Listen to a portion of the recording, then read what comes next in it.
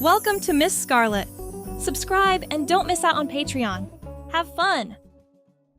The evening sunlight cast a lavender haze across the bedroom, its gentle rays caressing the satin fabric that seemed to glow with a life of its own.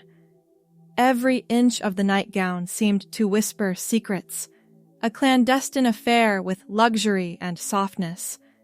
Its wearer, unaware of the world beyond this moment, ran their fingers along the lace trim, feeling the delicate texture against their skin. It was a sensory indulgence. A glance in the mirror revealed a transformation. The brown locks, usually neat, were now charmingly disheveled, and the cheeks held a flush of excitement, as if caught in a thrilling secret. There was a sense of recognition, but also a strange unfamiliarity, a self both known and yet unknown. Pausing, eyes fixed on the reflection, they took it all in, the soft fabric, the altered appearance, and exhaled a quiet, contented sound. Their parents were away for the weekend, visiting relatives in Connecticut. These rare moments of solitude were precious, little windows where Joey could explore this part of himself that remained hidden from everyone else. He adjusted the thin strap that had fallen off one shoulder and smoothed the fabric over his chest. There was something about the cool, silky material against his skin that felt like coming home. The sound of a key turning in the front door lock shattered the moment like glass hitting concrete. Joey froze, his heart launching into his throat. No one was supposed to be home. No one was supposed to see him like this. Heavy footsteps in the hallway. Male footsteps. His mind raced through options. Hide in the closet? Jump out the window? But it was too late.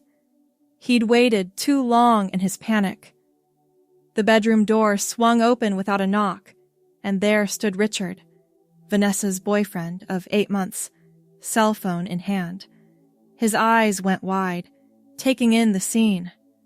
Joey in the lavender satin nightgown, caught in mid-turn before the mirror. Richard started, then stopped. His expression cycled rapidly through surprise, confusion, and something else Joey couldn't identify. Joey's arms flew up to cover himself, though the gesture was pointless. "I can explain," he said, his voice cracking. Richard stepped into the room and closed the door behind him. Joey braced himself for laughter, for mockery, for the moment that would destroy his life when Richard inevitably told Vanessa, who would tell their parents, who would... "It's okay," Richard said softly, interrupting Joey's spiraling thoughts. "You don't need to explain." Joey blinked, uncertain if he'd heard correctly. "What?" Richard sighed, running a hand through his dark hair. "I forgot my phone. Vanessa's waiting in the car." He held up the device. "I didn't mean to barge in on you like this." "I'll change. Just give me a second. Please don't tell Vanessa." Joey's words tumbled out in a desperate rush. "Joey, wait." Richard's voice was calm, steadying. "I'm not going to tell anyone. This isn't..." He paused, seemingly searching for the right words. "This isn't something I haven't seen before." The statement hung in the air between them, heavy with implication. "What do you mean?" Joey asked, arms still wrapped protectively around himself, the satin cool against his heated skin. Richard took a seat on the edge of Vanessa's bed, putting some distance between them. "Before I met your sister, before I became the person you know now, I used to..." He glanced at the nightgown, then back to Joey's face. "I used to do exactly what you're doing." The confession struck Joey like a physical blow. Richard, tall, broad-shouldered Richard, who played weekend football and worked construction, had worn women's clothing? "You're lying," Joey whispered, afraid to believe it could be true, that he wasn't alone. "The first time I tried on my mother's dress, I was 19. Richard said, his voice low and even. "It was blue with tiny white flowers. I remember staring at myself in the mirror for almost an hour, just like you were doing when I walked in." Joey slowly lowered his arms, the defensive posture melting away. Did you stop?" Richard nodded. "For the most part. It was different for me. It was about exploration, about understanding a part of myself, but I never felt like I was someone else trapped in the wrong body. For me, the clothes were enough." "And for me?" Joey asked, finally putting words to the question that had haunted him for years. "That's something only you can answer." Richard checked his watch. "Look, Vanessa's waiting, and this is a conversation that deserves more time than I can give it right now." He pulled out his phone and typed something quickly. "I'm telling her I ran into a neighbor and got caught up talking. Take your time, change back. We can talk about this another time, if you want to." Joey nodded, still processing the revelation. Richard stood to leave, then paused at the door. "By the way," he said, with a gentle smile that held no judgment, "lavender suits you." After Richard left, Joey changed back into his jeans and t-shirt with trembling hands. He carefully folded the nightgown and returned it to Vanessa's closet, but something had shifted irrevocably. The secret he'd carried alone for so long was now shared. That night, sleep evaded him. Richard's words echoed in his mind. "That's something only you can answer."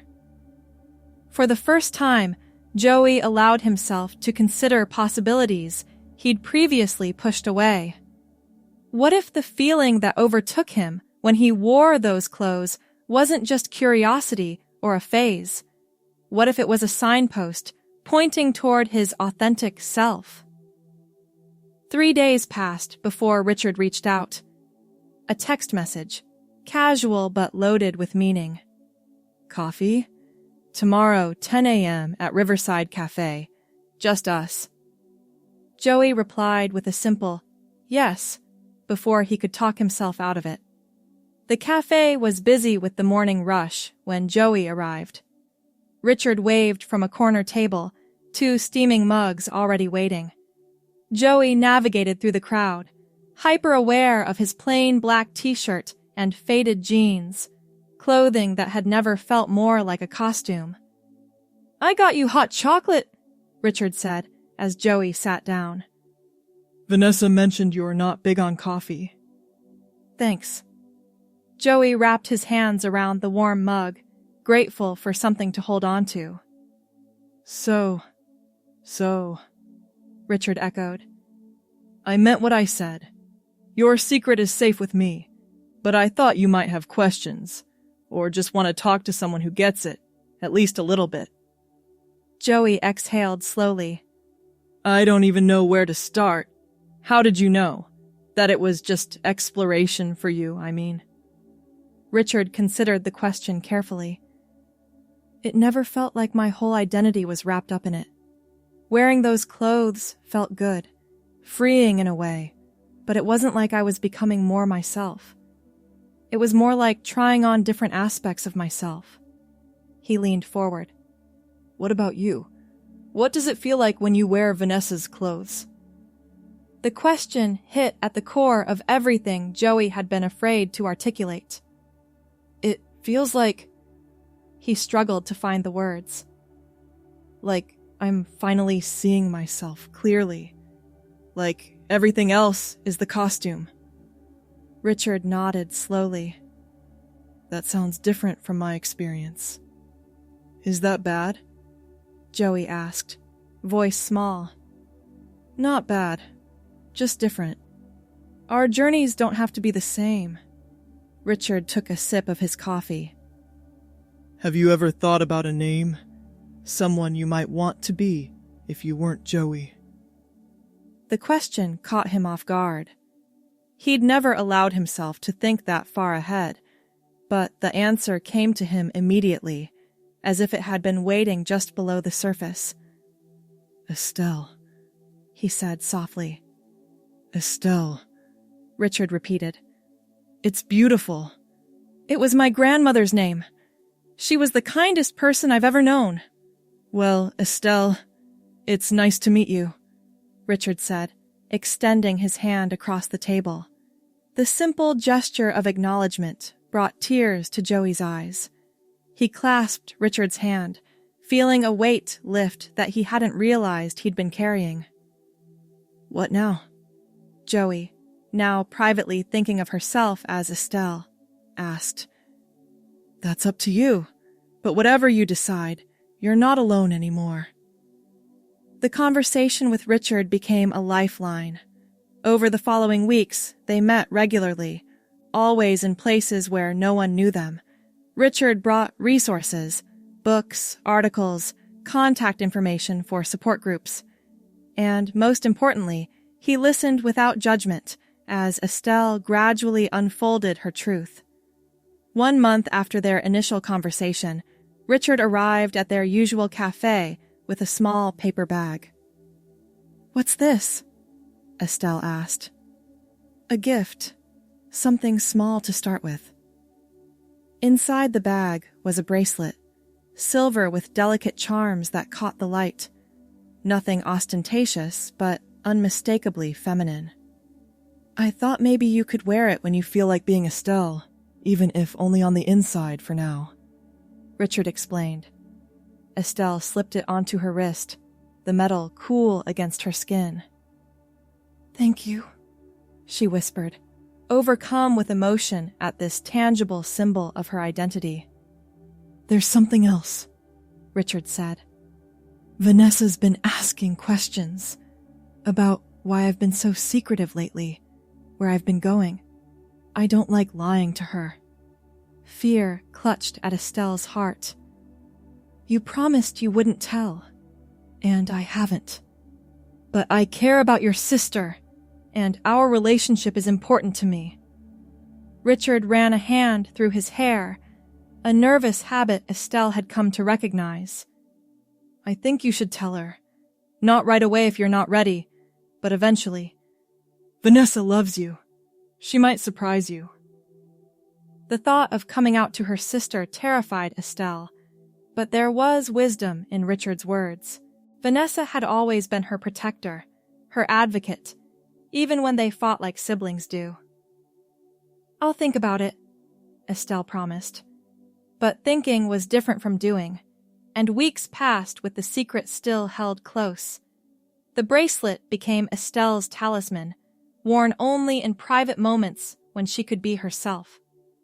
She began small experiments, painting her toenails clear polish that no one would notice, ordering women's clothing online and keeping them hidden in the back of her closet, practicing a softer way of speaking when alone in her room. Richard continued to be her confidant, but the strain of the secret was beginning to show. One evening, while their parents were at a dinner party, Vanessa cornered Estelle in the kitchen. "What's going on with you and Richard?" she demanded, arms crossed. "And don't tell me nothing, because I know that's a lie." Estelle's hand instinctively covered the bracelet on her wrist. "What do you mean?" "You two have been whispering and sneaking around for months. Do you think I'm blind? Or stupid?" Hurt flashed in Vanessa's eyes. Are you and Richard?" The implication struck Estelle like a physical blow. "No! God, Vanessa, no! It's nothing like that." "Then what is it?" Because something is going on, and I'm tired of being kept in the dark. Estelle looked at her sister. Really looked at her. Vanessa's expression was a mixture of anger and worry, her brown eyes, so like Estelle's own, searching for answers. The moment stretched between them, taut with unspoken truths. "Sit down," Estelle finally said, gesturing to the kitchen table. "There's something I need to tell you, something important." Vanessa took a seat, wariness evident in the set of her shoulders. "I'm listening. Remember the night you and Richard went to see that action movie? The one with the car chases you wouldn't stop talking about?" Vanessa nodded slowly. "Richard came back to the house because he forgot his phone." Estelle's voice trembled slightly. "He found me in your room, wearing your lavender nightgown." Confusion crossed Vanessa's face, followed by understanding that settled into something softer. "Oh. I've been exploring this part of myself for a long time. Years, actually. Richard recognized what was happening because he'd been through something similar. He's been helping me, giving me someone to talk to, resources, support. Why didn't you come to me?" The hurt in Vanessa's voice was palpable. "I was scared. I didn't know how to put it into words, and I wasn't sure how you'd react." Estelle twisted the bracelet around her wrist. "I'm still figuring everything out, but I know that when I wear certain clothes, when I present myself in a certain way, I feel more authentic than I ever have before. It's like I've been playing a role my whole life, and now I'm finally seeing the real me." Vanessa was quiet for a long moment, processing. "So, you're transgender?" The word hung in the air between them, concrete and real. "Yes," Estelle said, her voice steadying as she claimed the truth. "I'm a woman. My name is Estelle." Vanessa reached across the table and took her hand. "Estelle," she repeated, testing the name. "It suits you." Relief flooded through Estelle like a physical wave. She hadn't realized how much she'd been bracing for rejection until it didn't come. "You're not disgusted? Angry?" "I'm shocked, yes, and a little hurt that you felt you couldn't come to me sooner. But disgusted? No." Vanessa squeezed her hand. "You're my sibling. That doesn't change because your understanding of yourself has deepened." Tears spilled down Estelle's cheeks. "I was so afraid." "I know, but you don't have to be afraid with me." Vanessa smiled through her own tears. "So, do you want to tell me about this?" She touched the silver bracelet on Estelle's wrist. "Richard gave it to me. He said I could wear it when I wanted to be Estelle, even if only on the inside. It's beautiful." Vanessa examined the delicate charms. "But I think I might have a few other accessories that would look amazing on you, and maybe we could talk about that nightgown collection you seem so fond of." The conversation with Vanessa marked a turning point. With her sister's support added to Richard's, Estelle began to spread her wings. Together, they created a plan. Small steps toward living as her authentic self. First came clothing. Vanessa helped Estelle build a wardrobe that felt right, teaching her about fit and style. They started with items that could be easily explained away in their parents' presence. Androgynous jeans, soft sweaters in feminine cuts, subtle accessories. Richard introduced Estelle to a therapist specializing in gender identity, someone who could help navigate the complex emotional terrain and provide guidance on medical aspects of transition, should Estelle decide to pursue that path. The three of them became a tight unit, each playing a crucial role in Estelle's journey. Vanessa was the practical one, focusing on the day-to-day logistics of transformation. Richard was the emotional anchor, having walked at least part of this road himself. And Estelle was the navigator, learning to trust her own instincts about who she truly was. 6 months into this new chapter, Estelle sat on Vanessa's bed while her sister applied makeup to her face with careful precision. Hold still, Vanessa instructed, wielding an eyeliner pencil. I've been watching tutorials for weeks to get this right. It tickles, Estelle complained, but didn't move. Beauty is pain, sis. First rule of womanhood. Richard knocked on the open door. How is it going in here? Vanessa, your parents just called. They're running late, but should be home in about 2 hours. Perfect. More time for our makeover. Vanessa stepped back to assess her work. Okay, eyes are done. What do you think? Estelle turned to the mirror and gasped softly. The person looking back at her had her features, but transformed. Eyes defined and expressive, lashes lengthened, a subtle shimmer on the lids that caught the light when she blinked. I don't have words, she whispered. Wait until we finish the whole look. Vanessa reached for a nude lipstick. We're keeping it natural for your first full face.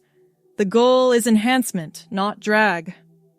Richard leaned against the doorframe, watching with a smile. She's in good hands with you, Vanessa. Of course she is. I'm the beauty expert in this family. Vanessa applied the lipstick with a light touch. There. Now for hair. Estelle's brown hair had grown out over the past months, not dramatically long yet, but enough to style in a more feminine way. Vanessa worked mousse through it, scrunching to enhance the natural wave, then used a curling iron to define a few strategic pieces around Estelle's face.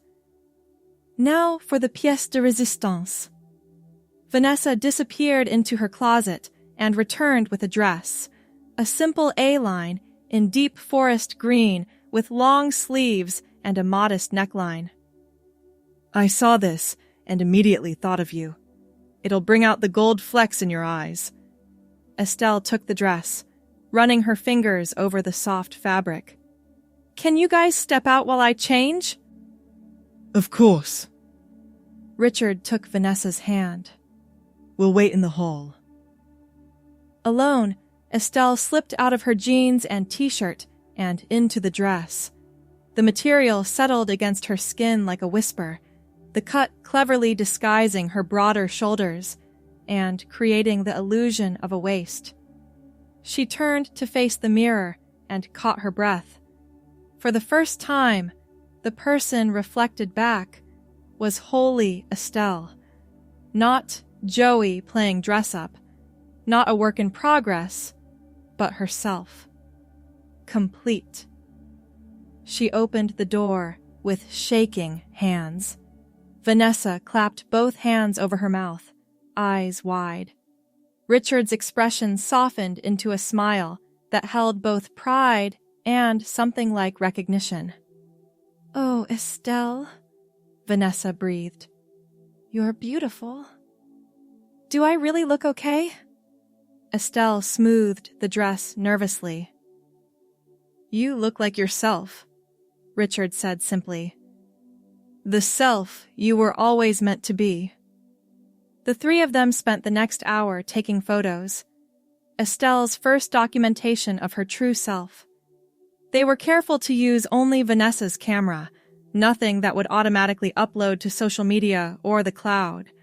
These images were precious and private, treasures to be safeguarded until Estelle was ready to share her identity more broadly. As the afternoon waned, reality began to intrude on their bubble. Mom and Dad will be home soon, Vanessa said reluctantly. We should probably... I know. Estelle nodded, understanding the unspoken suggestion. Their parents didn't know yet, and this wasn't how she wanted them to find out. Help me clean up? Vanessa helped Estelle remove the makeup, brush out her hair, and change back into Joey's clothes. With each item removed, a piece of Estelle seemed to recede, tucked away for safekeeping. It's not forever, Richard reminded her, seeing the sadness creep into her expression. This is just one chapter in your story. I know. Estelle, now outwardly Joey again, straightened her shoulders. But I've made a decision. I want to start hormone therapy. I've been talking with Dr. Martinez about it, and I'm sure it's what I want. The declaration hung in the air between them. That's a big step, Vanessa said carefully. Are you sure you're ready? I've never been more sure of anything. Being Estelle isn't about the clothes or makeup. Those things help me express who I am, but they're not what makes me a woman. I am a woman in here. She pressed a hand to her heart. The hormones will help my body align with that truth. Richard nodded his understanding. We'll support you, whatever you decide. But you know this means talking to your parents. I know. Estelle exhaled slowly. I'm ready for that too. Not today, but soon. That night, after her parents had returned home and life resumed its normal rhythms, Estelle lay in bed, staring at the ceiling. Her body felt wrong again, in ways that were increasingly difficult to ignore. The angles too sharp, the proportions all wrong. But her mind was at peace in a way it had never been before. She had seen herself truly, if only for an afternoon. She had been recognized and accepted by the people whose opinions mattered most. It was a beginning. The conversation with her parents came 2 weeks later. Estelle chose a Sunday afternoon, with Vanessa and Richard present for moral support. She'd prepared a speech, practiced it dozens of times in the mirror, but when the moment came, the carefully crafted words dissolved on her tongue. Mom, Dad, she said instead, her voice steady despite the fear churning in her stomach. I need to tell you something important about who I am. Her mother set down her cup of tea, concern immediately etching lines around her eyes. Is everything okay, honey? I'm transgender, Estelle said, the words falling like stones into still water. I'm a woman. I've always been a woman, even though I was born in a male body. My name is Estelle. The silence that followed felt eternal. Her father's face remained carefully neutral, while her mother's cycled through confusion, shock, and something that might have been fear. How long have you known? Her father finally asked. On some level? Always. But I've only had the language and understanding to identify it for the past few months. And you two knew about this? Her mother looked at Vanessa and Richard. Yes, Vanessa answered, her hand finding Estelle's under the table and squeezing tight. We've been helping S figure things out. Her father trailed off, shaking his head. This is a lot to process, Joey. Estelle, Richard corrected gently. Her name is Estelle. Her father's gaze snapped to Richard, then back to Estelle. Estelle? He repeated, the name awkward on his lips, but an effort made nonetheless. This is a lot to process, Estelle. Your mother and I will need some time. I understand, Estelle said, though the pain of their hesitation cut deep. But I wanted you to know because I'm starting hormone therapy next month. My body will begin to change, and I didn't want you to be confused or worried. Hormone therapy? Her mother's voice rose slightly. Isn't that a bit drastic? Maybe you should wait. Take some time to be sure. I am sure, Mom. Estelle's voice remained gentle but firm. I've been working with a therapist who specializes in gender identity. This isn't a spur-of-the-moment decision. We just don't want you to do something you'll regret, her father said. The only thing I would regret is continuing to live as someone I'm not. The conversation continued in this vein for over an hour, her parents expressing concerns, asking questions, sometimes retreating into stunned silence. Vanessa and Richard provided context and support where they could, but ultimately, it was Estelle's story to tell, her identity to claim. By the end, nothing was resolved definitively. Her parents didn't reject her outright, which was something to be grateful for, but neither did they embrace her new identity with open arms. They agreed to meet with her therapist to learn more, to try to understand. It was a start. As the months passed, Estelle's physical transformation began to align with her inner reality. The hormone therapy softened her features, redistributed weight to create more feminine curves, and gentled the timbre of her voice. Her brown hair continued to grow, now falling past her shoulders in soft waves that framed her increasingly feminine face. Her parents' journey of acceptance moved in fits and starts. Her mother adapted more quickly, making an effort to use Estelle's name and proper pronouns, even if she sometimes slipped. Her father struggled more deeply, often lapsing into uncomfortable silence when gender was discussed, but he never rejected Estelle or asked her to leave their home. 1 year after beginning her transition, Estelle stood in her bedroom, examining her reflection. The forest green dress from that first transformative afternoon had become a favorite, now complemented by subtle curves that hadn't existed before. Her face in the mirror was softer, her eyes more prominent, her skin smoother. She looked like herself, not a costume, not a work in progress, but simply herself. A knock at the door drew her attention. "Come in!" she called. Her father entered, hesitating at the threshold. Your mother sent me to tell you dinner's almost ready. His eyes took in her appearance, lingering on the dress. That color suits you.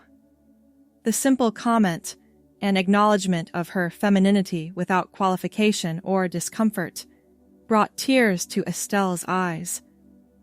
Thank you, Dad. He nodded, clearly emotional himself, but working to contain it. Richard and Vanessa are joining us. Your mother made that pasta thing you all like. I'll be right down. Her father turned to leave, then paused. Estelle? Yes? I wanted you to know, your mother and we've been talking. We're going to help with the costs for your procedures, the ones you've been saving for. Estelle's hand flew to her mouth, stifling a gasp. She'd been working extra shifts at the cafe to save money for gender confirmation surgeries, a goal that had seemed impossibly distant. Dad, you don't have to— We want to, he interrupted gently. We may not understand everything about this journey you're on, but we understand that it's important to you, that you're important to us, and we want you to be happy. Estelle crossed the room and wrapped her arms around her father, who stiffened momentarily before returning the embrace. Thank you, she whispered. We love you, he said simply. Now come downstairs before your mother sends a search party. Dinner that night felt like a celebration, though nothing formal had been declared. Vanessa and Richard shared knowing smiles with Estelle across the table as conversations flowed naturally around subjects that would have been landmines months earlier. Estelle's upcoming doctor's appointment, a new dress she'd purchased, plans for legally changing her name. After dessert, while their parents cleared dishes, Vanessa pulled Estelle aside. I have news, she whispered excitedly. Richard proposed last night. Estelle gasped, genuinely surprised. That's wonderful. Let me see the ring. Vanessa extended her hand, showing off a delicate diamond set in white gold. We want you to be my maid of honor, or person of honor, whatever you want to call it. Emotion welled up in Estelle's throat. I would be honored. Truly. You helped us too, you know, Vanessa said, squeezing her hand. Watching you become who you really are gave us the courage to be honest about what we want for our future. Later that evening, as the family gathered in the living room, Richard raised his glass in a toast. To new beginnings, he said, his gaze sweeping from Vanessa to Estelle to their parents. And to the remarkable courage it takes to live authentically. To authenticity, Estelle echoed, raising her own glass, as she looked around at the faces of those she loved most, her sister who had become her fiercest advocate, her future brother-in-law who had been her first ally, her parents who were walking their own path of understanding. Estelle felt a profound sense of peace. The journey hadn't been easy, and there would undoubtedly be challenges ahead, but for the first time in her life, Estelle was moving through the world as her true self, surrounded by people who saw her, really saw her, and loved her unconditionally. In the soft evening light, with the lavender satin nightgown long since returned to Vanessa's closet, but never forgotten, Estelle smiled. This was what coming home felt like. Thanks for watching, my girlies! Be sure to check out Patreon for more!